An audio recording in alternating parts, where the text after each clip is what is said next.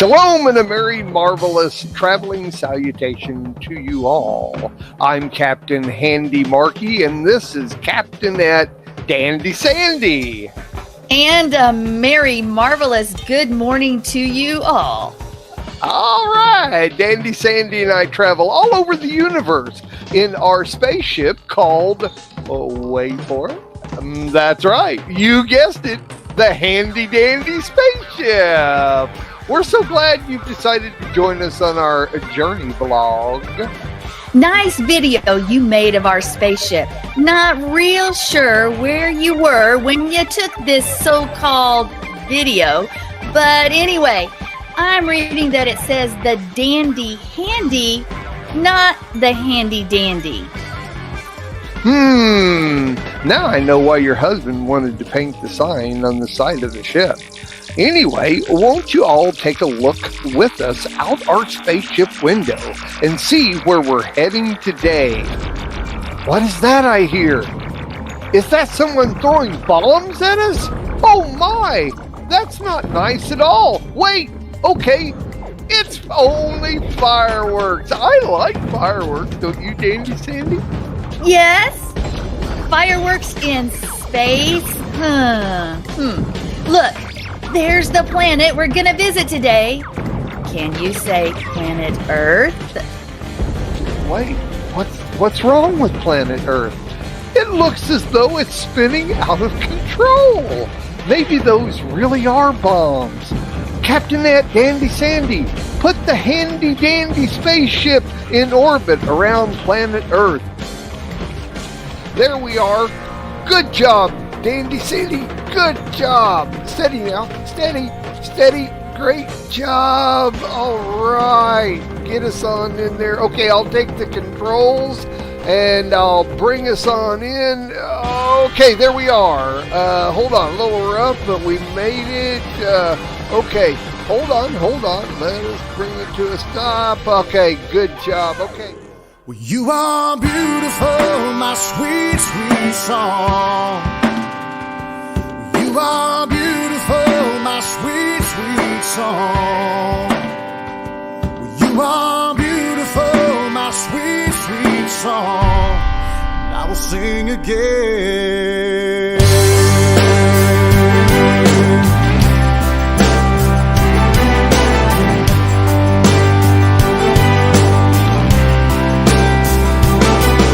You are so good to me. You heal my broken heart. You are my Father in heaven. No, that's what I call Torah portion music. Yes, ladies and gentlemen, Boker Tov. This is Mark David Smith, and I'll be your captain this morning. My co-pilots today are Mrs. Sandi Craig and the anything but flunky, lackey, or slackhead, the Queen Mother, Susie Q-Tip. We have no flight crew today because I fired them all. So I proclaim this as Free-for-All Thursday. And since we have an overabundance of supplies, since we ambushed and raided the pirate vessel Starship Enterprise, you may help yourselves to anything you can find in the food and drink cabinets. On behalf of Lamb Airlines and the entire non-crew, welcome aboard Flight 777, non-stop service from planet Chinese Wilson, the 9,365th dust from the sun. Then continuing on to planet Big Blue Marble, also known as Earth, the third globe from the sun. Our flight time will be approximately 1 hour and 30 minutes. We will be flying at an altitude of empty space at a ground speed of Agile.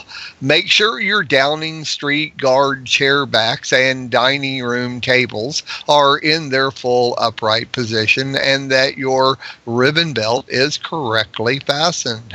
Make sure your computer and or your portable electronic devices are on. Your speakers are up to full blow. make sure to turn off your cellular phones so you won't be distracted during the flight and miss what my co-pilots, and non-flight crews will be sharing with you about planet Big Blue Marble. This way, your visit to this planet will be most excellent, dude. Thank you for flying Lamb Airlines. In case you've never stepped foot on this planet, Big Blue Marble, I will give you some useless information to help you trivialize what you don't already know about planet Big Blue Marble. The Big Blue Marble, otherwise known as the world in Greek, Gaia, in Latin, Terra, and in Hebrew, it's Eretz, of course, the only language we care about. The Big Blue Marble is the only object in the universe known to harbor life. So I guess if we picked you up from another object out there in Never Land, you don't harbor life. Well, we don't believe that. Since you are only visiting this planet, you must show the love of the Lord and kindness to its inhabitants. And as always, remember the verse from the Brit Hadashah, John 17:14, where Yeshua said to his Father, I have given your Devar to your people, and the world hates them because they do not belong to this planet, just as I myself do not belong to this planet. And if this is the first time you've heard this broadcast, that is from the MDSV. Once again, good morning. Today is Thursday, February 9, 2017, and or the 13th of Shavat, Hebrew year 5777. The Torah portion for this week is Beshilach from Exodus 13:17 through 17:16. There is a chat room open, so come on in, everybody. Up at the top of the page, you'll see what it says Lamb Chat. Click on that. You'll still be able to hear the broadcast, and you can come in and join all of the peoples in there, the aliens that we have writing in there. And there are a few aliens in there. You'll be able to see because of their nickname. They let you know which ones are the actual aliens. And you'll be able to join in and have fun with them and join in with the show. We do interaction from time to time with the chat room. So the chat room is actually part of the show.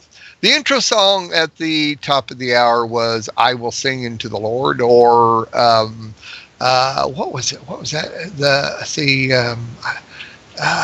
Can't think of the other name that's usually known by Jack Marty, and that was good. I just found that on YouTube and thought that would work for today. It fits right along with our Torah portion for this week. Welcome, Sandy. How art thou this fine and wonderful morning? What's that? I'm sorry, I missed you. Andy. Come back, Sandy, come back. This is Woman's Day today, Sandy. You're supposed to be here with us. Why can't we hear you?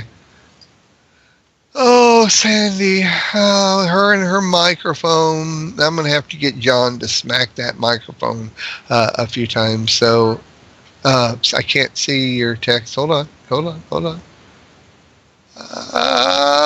Yep, she's going to be with us. So in the meantime, let me welcome the Queen Mother, Susie Q-Tip, in with us today. Hi, Susie.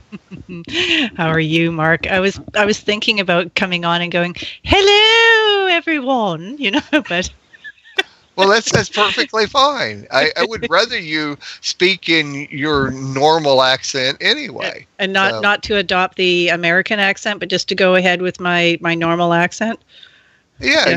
Your Queen Mother accent, which is your normal of birth accent is. Oh, well, in that case then, Mr. Mark, I will go right ahead, and I will just use what is natural for me.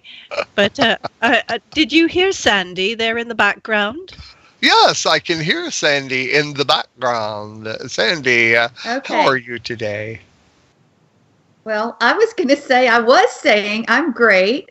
And the other name for that song is Horse and Rider. That's it. Horse and Rider. That's right. Yes, we break it out this tour portion every year. We dust it off, take it out from the catacombs of our plethora of music, and do it. Yeah. Yeah, there's a lot of congregations that still use it on a regular basis, and I can remember it, many years ago, back in the old days, but it's still played quite a little bit. Horse and the Rider, that's right. And so you can find different versions of that on YouTube, on the internet, and I like that one the best, so I decided to throw that one in there. And when we're done with the show, when we finally land today, you'll be able to hear the whole version as our outro, as we usually do. With the intros to our show, is that you hear a little snippet of it when we do our intro, and then the outro is the whole song. Not always, but usually. So, Queen Mother, it is very nice to have you join us today. Susie constantly complains about the fact that we have too many men on this show. And so it's like, okay, I'm not going to get anybody else on the day we don't have any other co-host, and we'll get another woman in here, so she'll stop complaining. Anything to help out with Sandi. I would gladly do this anytime with you, Sandi. Yeah. Well, thank you, Queen Mother Susie Q. Wow. Sandi, now come on, you need to defend yourself. You don't complain every day. I was about to say I didn't think I ever complained, but I did make a comment once. So. Yeah, no, I mean it's noticeable. Everybody needs to know.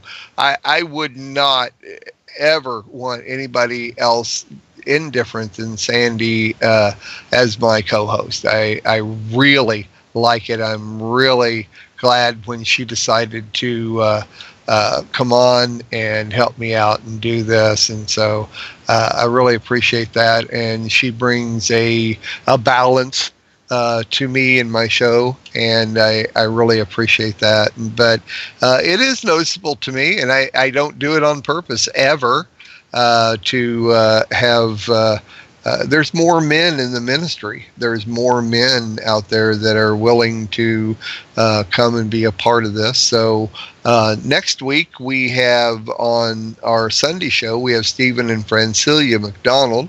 So there you get a lady to join us there. And Chris Matthews will be back. But then on Wednesday, Dave and I will be outnumbered because Valerie Moody and Sherry Ferguson, two wonderful ladies, will be on the show and joining us, talking about a new conference that Valerie is working on. And so we'll be outnumbered next Wednesday. So I'm trying, Sandi. I'm trying. I think that's good. But, when you said that there are more men in ministry, it's hard because women are treated differently. I pastor a church with my husband, and he does the services and I do the services and things like that. And you're just viewed differently as a woman, unfortunately. And we can go off on a whole tangent there, sure. But it's harder because when a woman speaks truth, many times she's said that there are other things said of her. And because people don't have the understanding, we're still following the tradition of the Catholic Church and other things. And I have a whole series of messages on this, but we're following the tradition that women should be silent, which is a misnomer. It's not. Well, it's completely misconstrued, and the word is taken out of anyway. There's a whole bunch of stuff. It's an alternative truth, basically. It is, and there's a whole, and you find out what all of that means when you dig into the original language. You'd be shocked what it means, and that's why I've preached weeks on this topic. So, But it is hard as a woman to be out there and be the leader of a ministry, the pastor, the evangelist, whatever your title may be, because you are you're constantly being judged in a different way. And in fact, when we have women come to our conference, you'll see less come because there's a woman coming, and that's wrong. But really? I guess I'm not surprised, but I just, of course, I guess as a man, I don't think of it that way. What's that? Just say that's rude. Well, it's rude. My wife says to say that's rude, and yes, I agree, it's rude. But personally, my brain just doesn't go there. I mean, we had Jonathan Dade on the other day, who's a black guy. He's our new news correspondent, and one of our new news correspondent. And honestly, I mean, we talked about this. It's funny. I just, especially on when you're on the internet like this and you're not face to face with people, I don't ever even think about it. Obviously, when you're face to face with someone of a different race, different color, that type of thing, it's noticeable. But it's amazing to me how that just kind of flies out the door once your eyes no longer are focused on that one thing. And it's the same thing with women.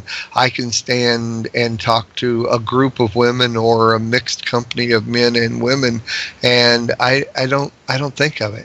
I literally don't. I guess I have to almost make myself go there, otherwise. Yeah. Well, John's been very good. He's always been that, he met me when I was preaching and teaching in a massive ministry here in Amarillo, and he's always been on that. We have a whole congregation, though, the leader of the congregation doesn't want to come into life of worship, and it's a Hebrew roots congregation because I preach and teach and I lead worship.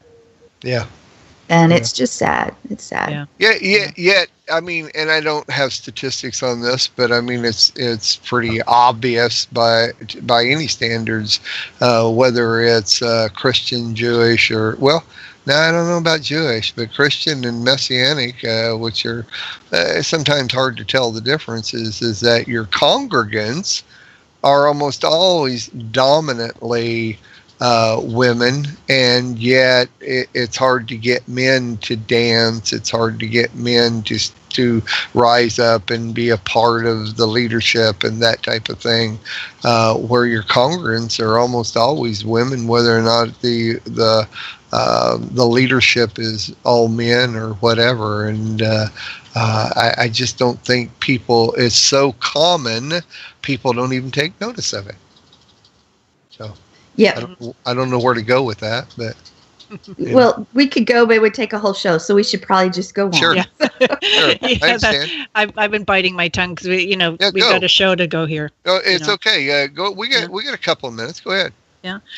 Well, when you really think about it, this is something my mom and I have been doing a long going study in regards to the power of a woman, and how it has been blocked out and subdued, beginning with the so-called accusation that Eve is the one that brought sin into the world. And when you look at the scripture, it does not say Eve, through Eve, sin entered into the world. It says through Adam, sin entered into the world. And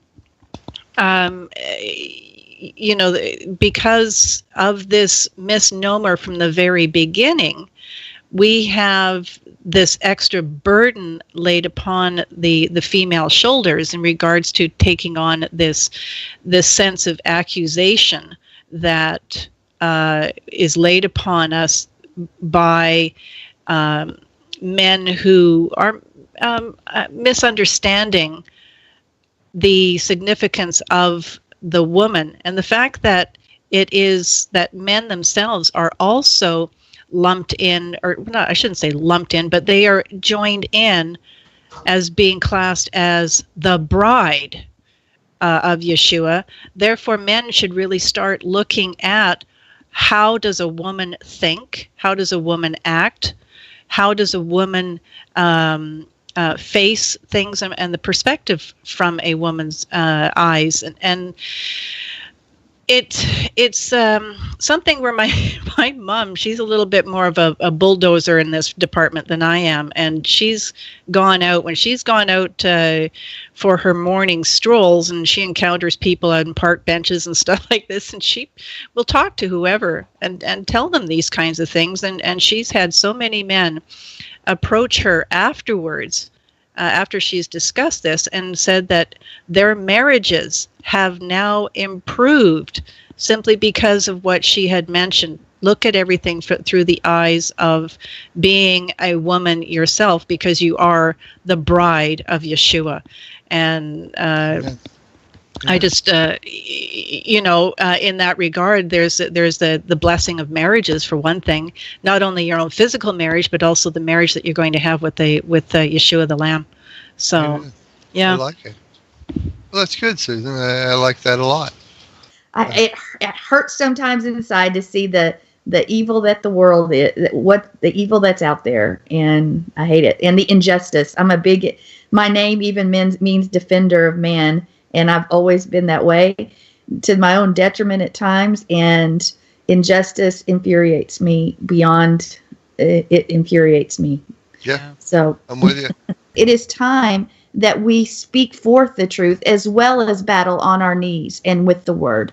Isn't that what Yeshua did?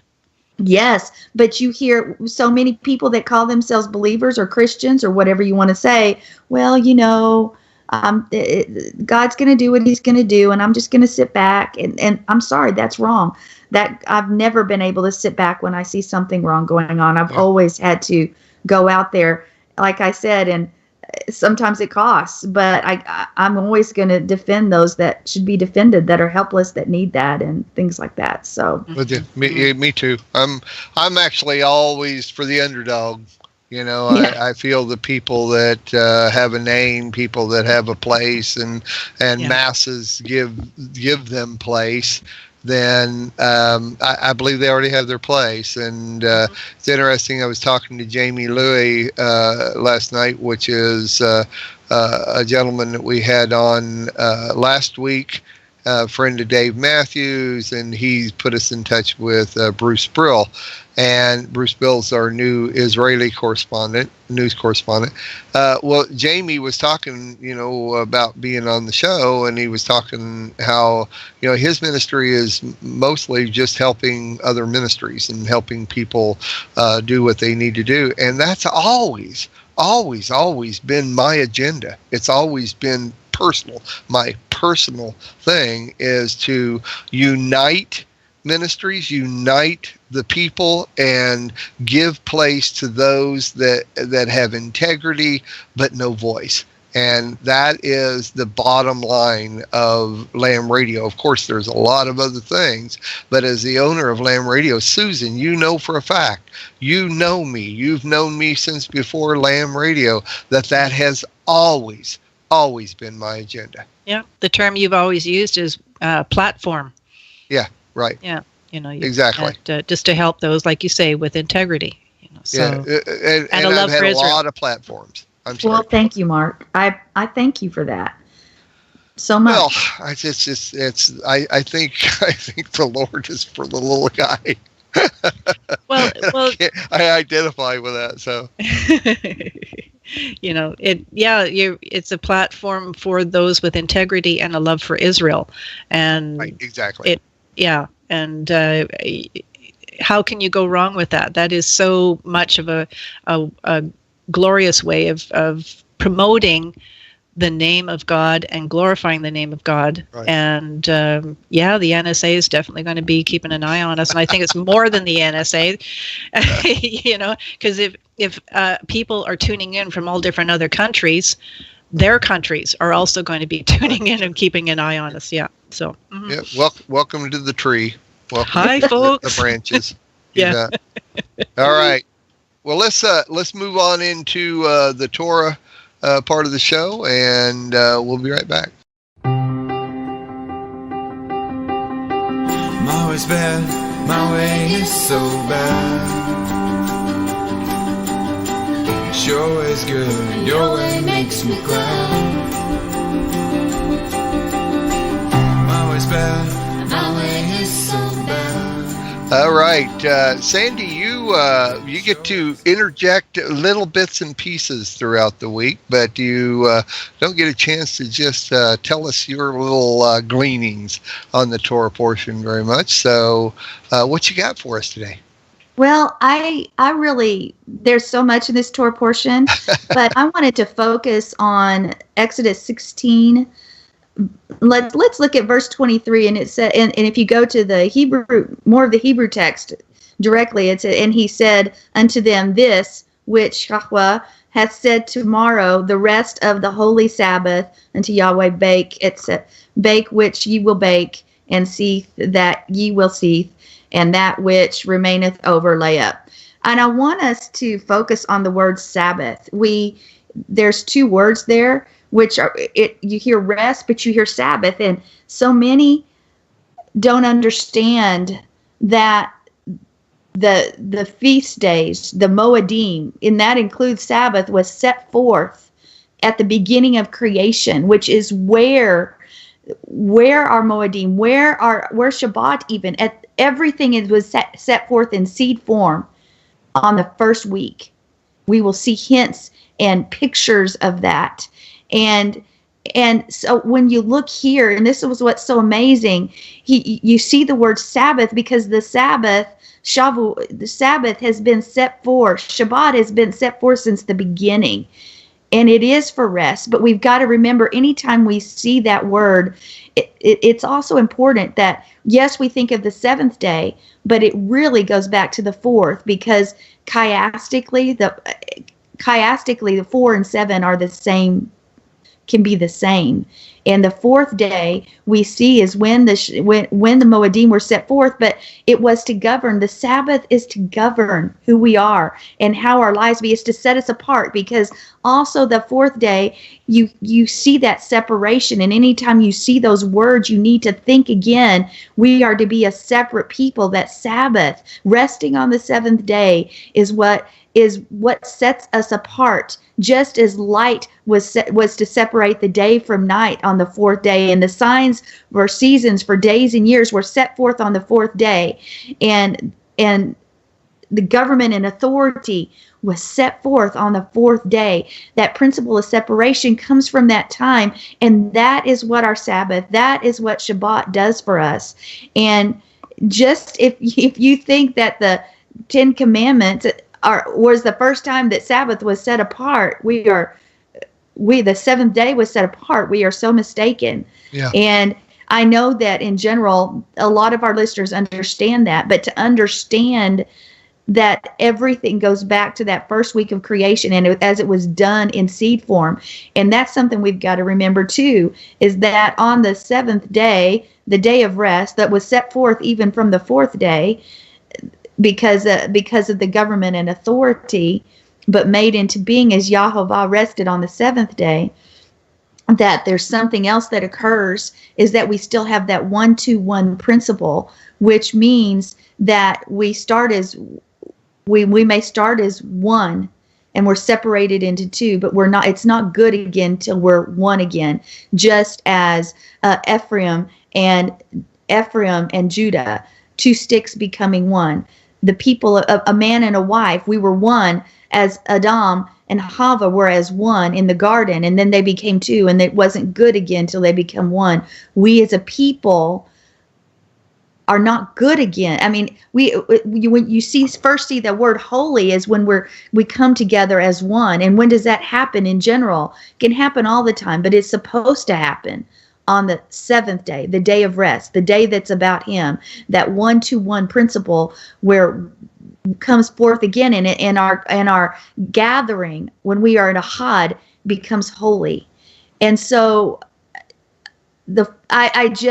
when you see that word, the minute you see that word Sabbath in this week's Torah portion, it should always take us immediately back to creation, to government, to separation, to the Moedim, to to who we are as a people, to understanding leadership and authority. And I'll let you guys take it from there, but because there's a lot more I could say. But the principle is, it's so amazing when you look and examine that first week of creation and see how everything comes forth from that. Amen. I don't know. I have never found, and I did. This is one of my favorite chapters in all of Torah, chapter 16 of Exodus, and I've used it in general for many different things that I've taught.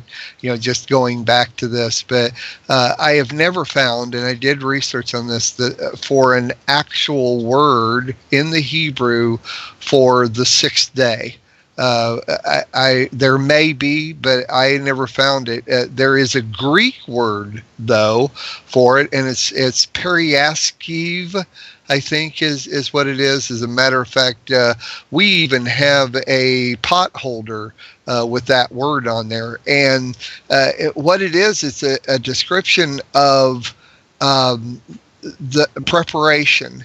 And I have always taught. Now, Sandi, I love what you're talking about, the fourth day, and each different day has its specific, very important issues and very important teachings on it, and I love that. I had not heard what you just taught, but on my deal on this one chapter is that the whole chapter basically, or most of it, talks about preparation for the Sabbath.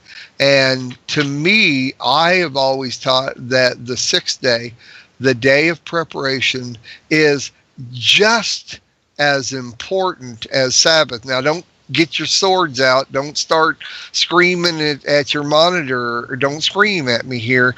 The reason I say that is because if you don't prepare for the Sabbath, it is a 100% guarantee you will violate the Sabbath. Absolutely. And that means to me that it is just as important to as Sabbath to prepare for it as to actually do the Sabbath. And so that's my take on that. Well, if you understand the sixth day, if you go back to that week of creation, that what was created on the sixth day, beast was created, and then man. And what sets us apart as man and not acting as a beast, letting that firstborn, that the beast nature come out in us, is following Torah. And part of Torah is Sabbath, and it takes preparation. The man that was created in his image, Adam, there's preparation involved. There was work to be done for 6 days.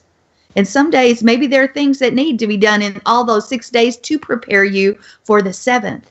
But on the sixth day, we are who we are. We become who we are. And if we have not prepared for the seventh day, then we are acting more as the beast, in our beast, as in the nefesh, than we are as a man. So, yeah, I agree. I love it. It's great. Susan, anything to add? Well, I look at this Torah portion each and every year, and the one thing that also strikes me that goes right in accord with what both of you have been saying is that this is a Torah portion that deals with life and death.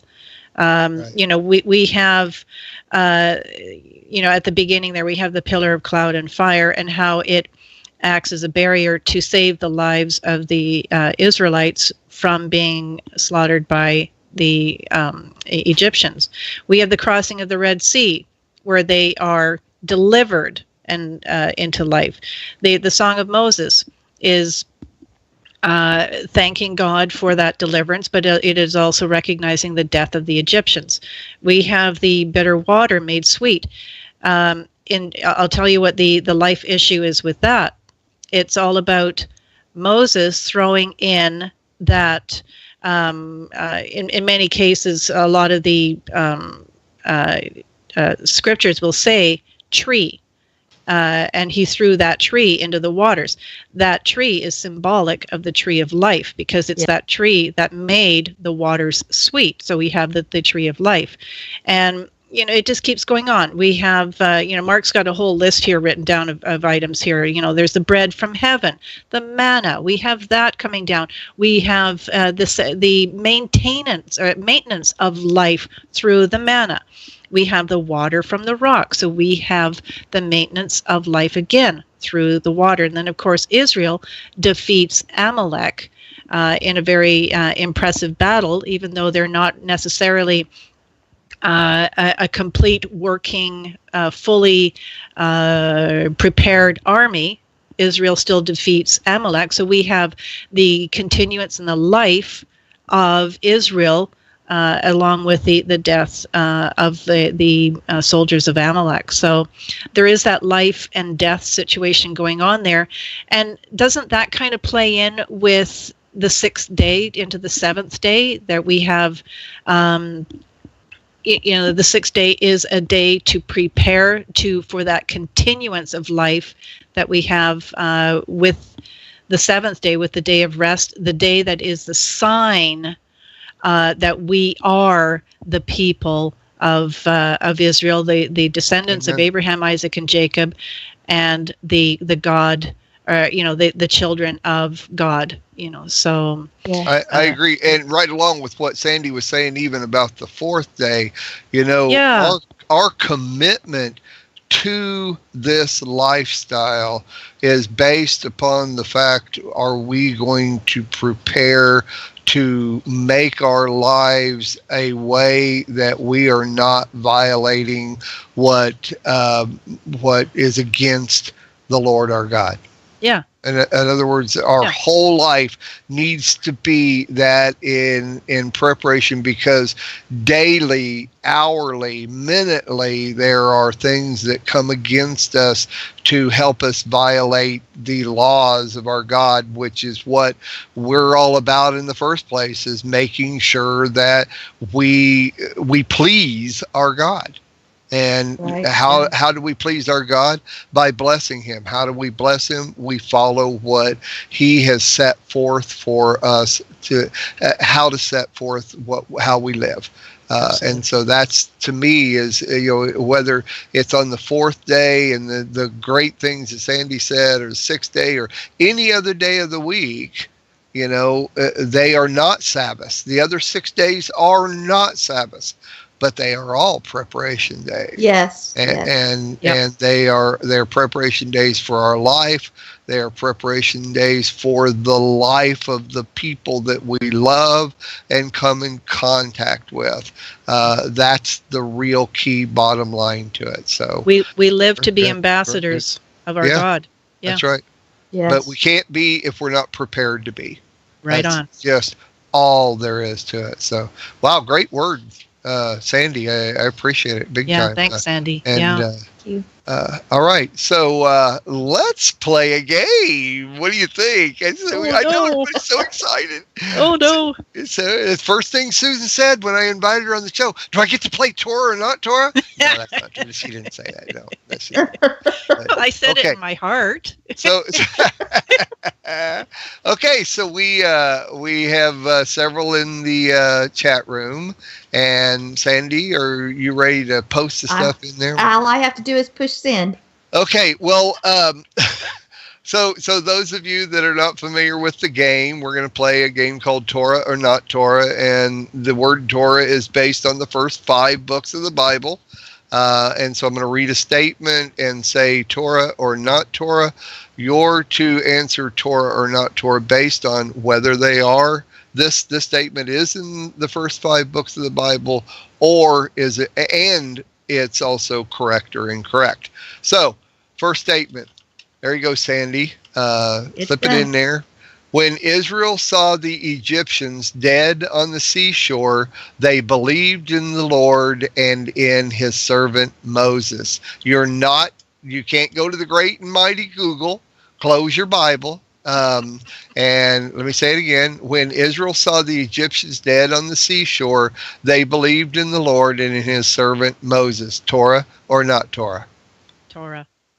Torah?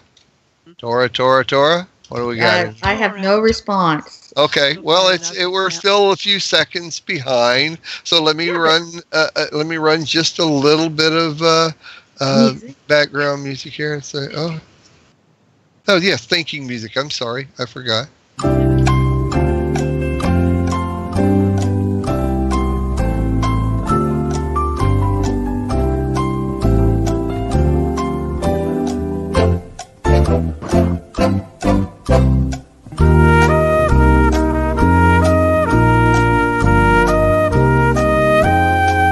Torah, or here we'll.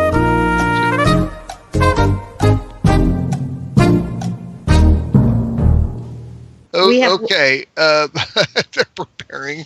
Okay, all right. It's Torah. Exodus 14:30 says, "Thus the Lord saved Israel that day from the hand of the Egyptians, and Israel saw the Egyptians dead on the seashore. Israel saw the great power that the Lord used against the Egyptians. So the people feared the Lord, and they believed in the Lord and in his servant Moses." Amen. All right, second one. After Moses wrote the Song of Moses, it became the most recorded Jewish song of all time and is still played in both Christian churches and Messianic congregations throughout the world. Torah or not Torah? After Moses wrote the Song of Moses, it became the most recorded Jewish song of all time and is still played in both Christian churches and Messianic congregations throughout the world. Torah or not Torah? We have the chat room ringing in yet and not LOL. Okay, Yeah. it's Susan. Not Torah. Joe the yes, Hebrew says not Torah. So. Okay. Not Torah, though. And I have not Torah, but yes. I don't know about it being the most recorded Jewish song of all time, but of course it is still played. And of course that's not in Torah. You know what, So, Mark? It what's will that? eventually be. Yeah. Oh, right? yeah. Eventually. Well, it is actually written in the MDSB.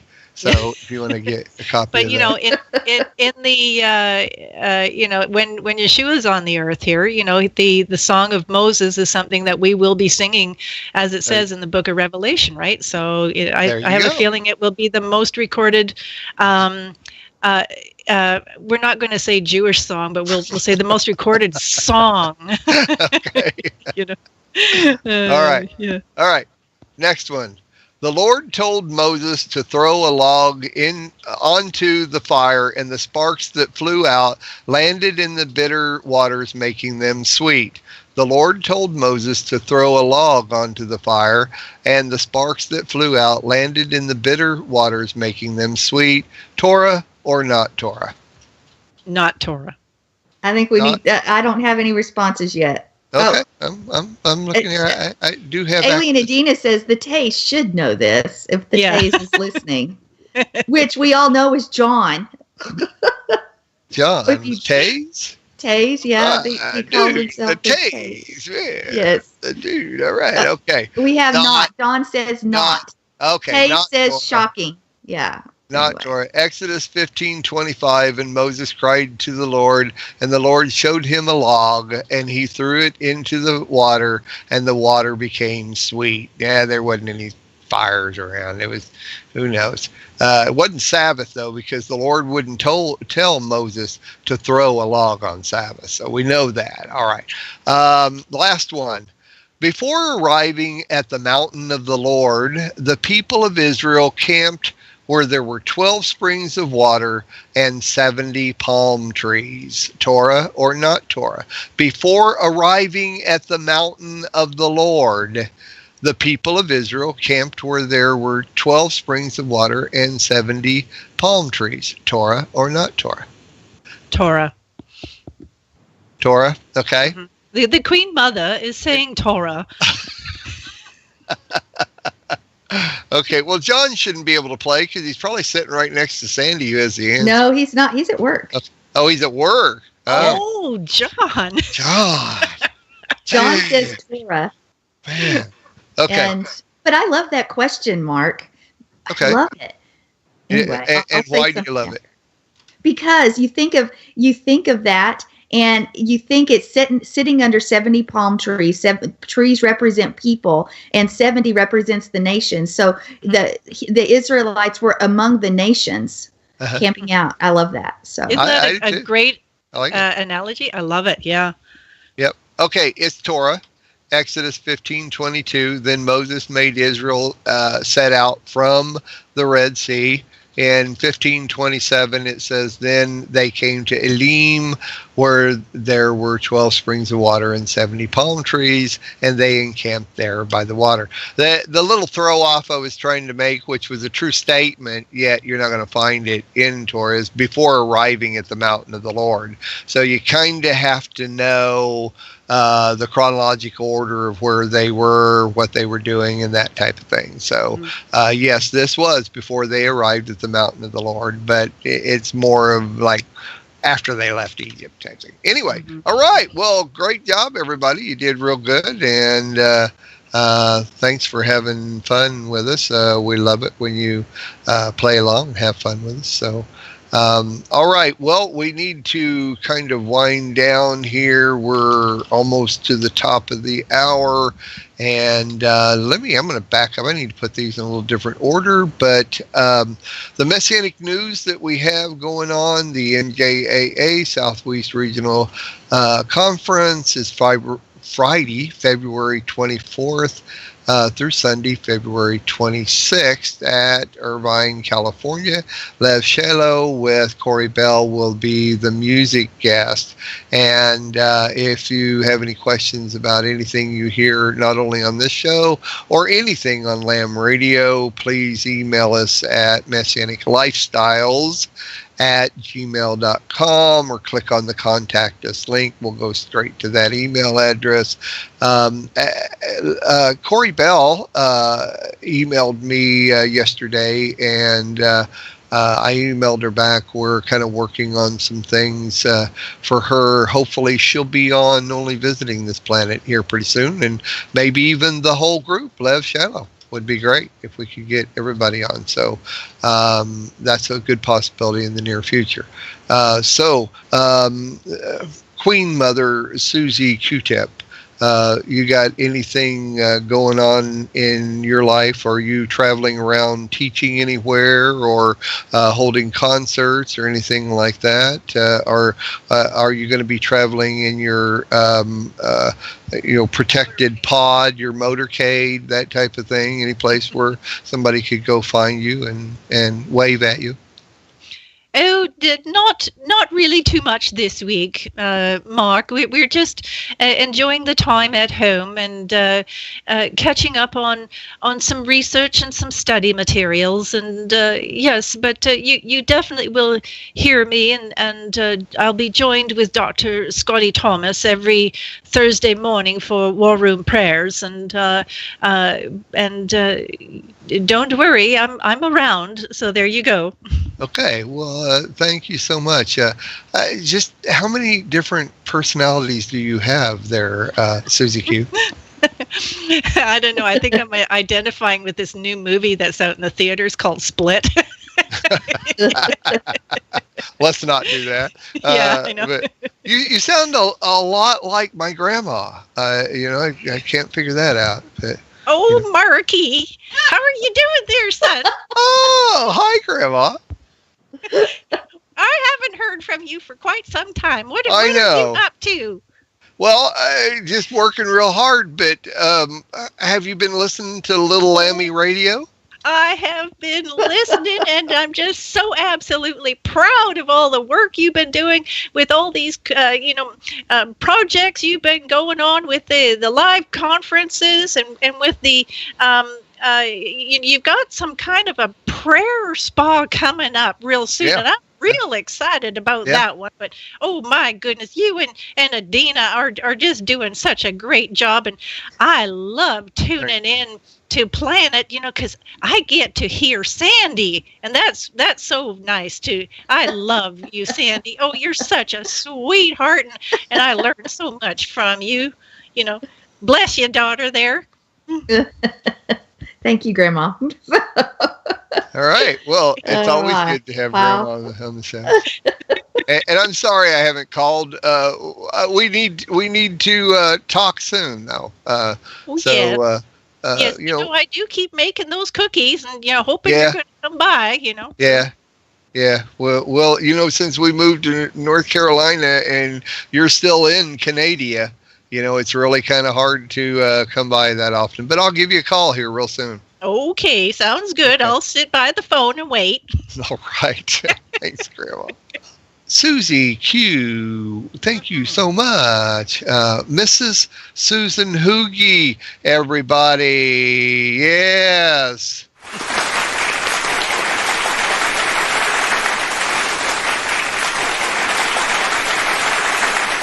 That's the best.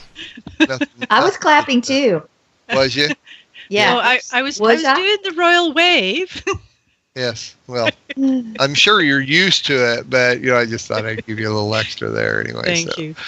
No, thanks for inviting me. I always have so much fun listening in, and it's even a lot more fun to actually be on the air doing this. This is so much fun. Yeah.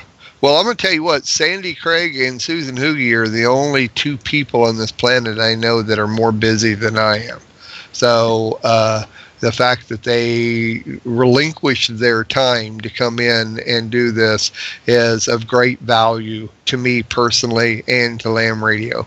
And we really do appreciate it. Both of them work effortlessly, not only with what they do in their personal lives, but they do both work very hard for Lamb Radio and help us out in anything that we can. Susan does a million things on the outside of our broadcast, behind the scenes. She is on the Lamb board, and we appreciate every minute of your life. Susan, thank you so much for being a part of Lamb Radio. We really do appreciate you. Oh, no problem. But the thing is, like you were saying earlier, Lamb is a platform for others, and that includes me too. So it's a platform that allows me to also promote the love for Israel, as well as God's word, and to do it all with integrity that goes on here at Lamb Radio. So thanks, Mark. Amen and amen. All right.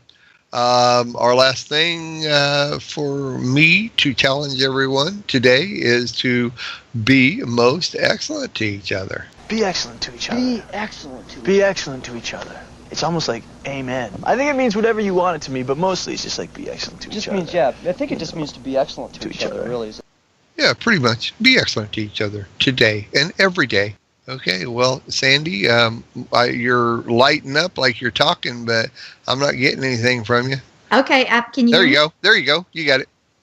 Yeah, I lost the sound there for a minute. I didn't know what was going on. But yes, if you said I'll take you out, I'm going to take you out now. So, ladies and gentlemen, welcome to Planet Big Blue Marble, the third pebble from the sun. Local time is different among the nations, and the temperature varies at each place. For your safety and comfort, please remain seated with your seatbelt fastened until the captain turns off the fasten seatbelt sign. This will indicate that we have parked at the gate and that it is safe for you to move about. At this time, you may use your cellular phones to call everyone you know and tell them about the most wonderful flight you just had. Tell them they need to fly the very next flight 777, only visiting this planet on Lamb Airlines.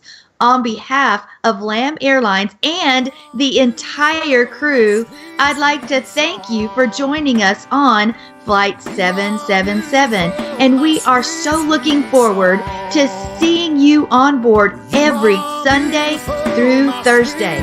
Have a nice day here on Terra.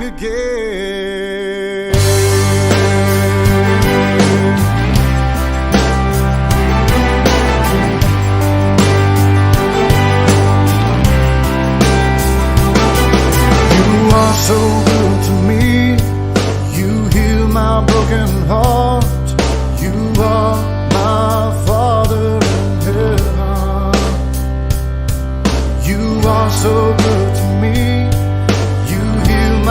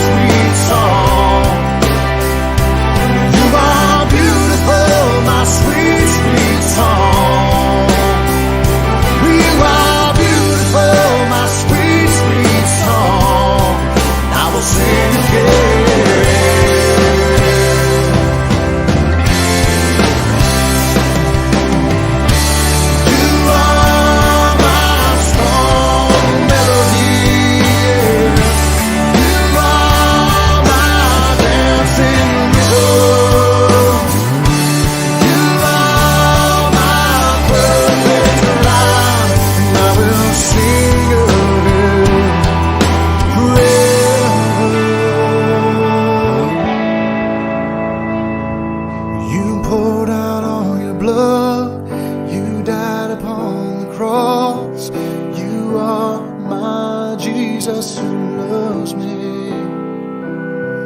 You poured out all your blood, you died upon the cross. You are my Jesus who loves me. Yeah. You are beautiful, my sweet, sweet song. You are beautiful, my sweet, sweet song. You are beautiful, my sweet, sweet song. And I will sing again. And I will sing again. And I will sing again. And I will sing again.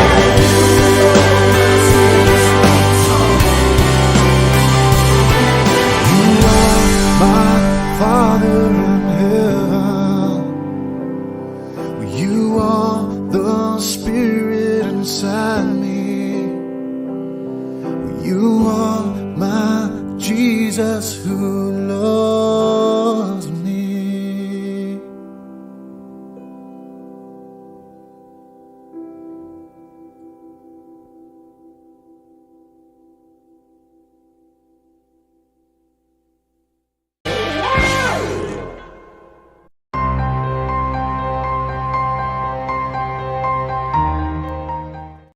Give, and it shall be given unto you.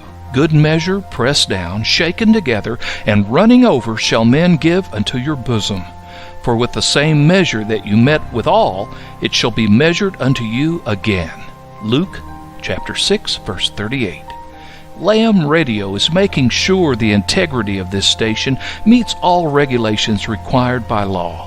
If Lamb has been a blessing to you in any way, and you believe the Lord is leading you to help us financially meet these requirements, please donate using the financial support button on MessianicLambRadio.com. May the Lord richly bless you in all of your endeavors.